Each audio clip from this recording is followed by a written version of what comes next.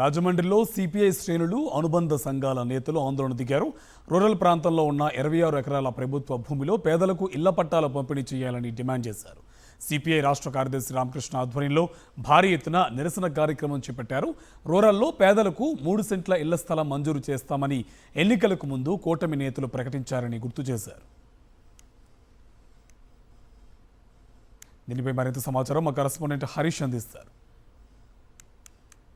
Rajahmundry rural ప్రాంతంలో అధికార party నేతలు ఒక అతిపెద్ద ల్యాండ్ స్కామ్కి తెరతీశారు. దాదాపు 26 ఎకరాల ప్రభుత్వ భూమిని కబ్జా చేయడానికి పెద్ద ఎత్తున ప్రయత్నిస్తున్నారు.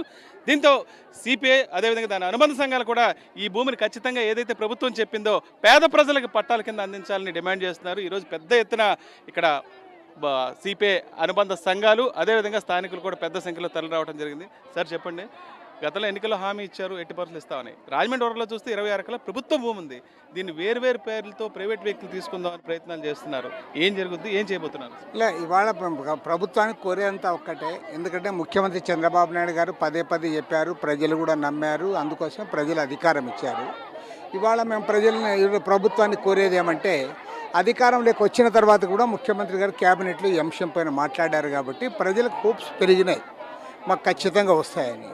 ఇప్పుడు చాలా చోట్ల భూములు లేవు, భూములు కొనగాలంటున్నారు. ఇక్కడ మన రాజమండ్రిలో అదృష్టవశాత్తు దాదాపు ఇక్కడ ఒక 12 ఎకరాలు, అవతల ఒక 16 ఎకరాలు, దాదాపు రాజమండ్రి సమీపంలోనే 28 ఎకరాల విలువైన భూములు ఉన్నాయి. కాబట్టి ఇవి పేదవాళ్ళకు పంపిణీ చేస్తే ప్రభుత్వానికి కూడా మంచి పేరు వస్తుంది, పైగా కబ్జా కాకుండా కూడా కాపాడినట్లు అవుతుంది. కాబట్టి ఏమంటే గవర్నమెంట్ దీనిపైన ఆలోచించాలని చెప్పి కోరుతా ఉన్నాం.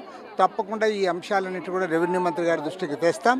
ఇక్కడున్న పేదలందరూ కూడా న్యాయం జరిగేంత వరకు కూడా వారికి అండగా నిలబడతాం.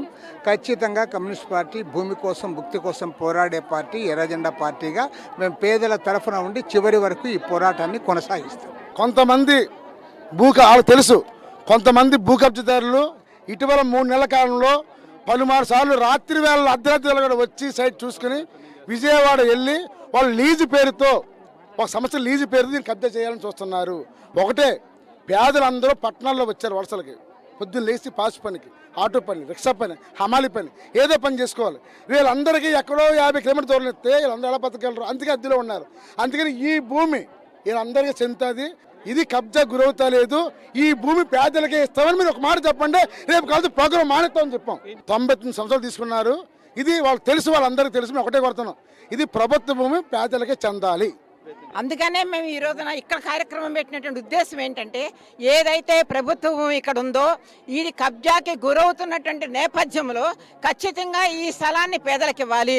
బతుకుదెరువు పోరాటంలో నాగరీకరణ పెరిగిన తర్వాత మొత్తం గ్రామీణ ప్రాంతాల నుంచి అక్కడ వలస వచ్చినటువంటి పరిస్థితుల్లో మరి వీళ్ళందరూ కూడా కూలీ నాలి చేసుకుంటే ఎక్కడో స్థలాలు ఇస్తే 20 కిలోమీటర్ల దూరంలో 30 కిలోమీటర్ల దూరం స్థలాలు ఇస్తే వీళ్ళందరికీ కూడా చాలా కష్టం.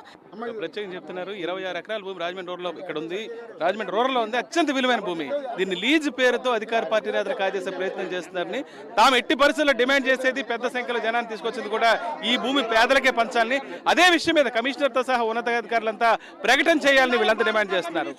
రాజమండ్రి నుంచి Vijay Harish for Sakshi news.